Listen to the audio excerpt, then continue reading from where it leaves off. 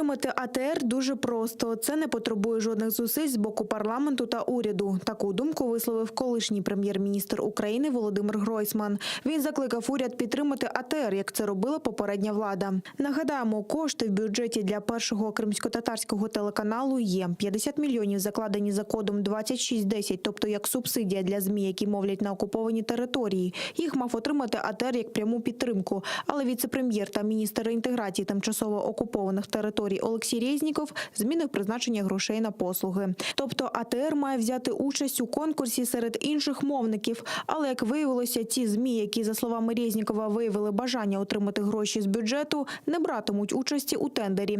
Про таке вже заявили Кримреалії та Суспільне. Мене навіть просити про це не треба. Я вважаю, що, по-перше, той досвід, який є в мене, ми завжди підтримували АТР. Це дуже просто. Це не потребує ніяких серйозних зусиль з боку уряду або парламенту. Це просто треба взяти і зробити. І тому я взагалі не розумію, навіщо взагалі поставили питання про те, щоб не підтримувати АТР.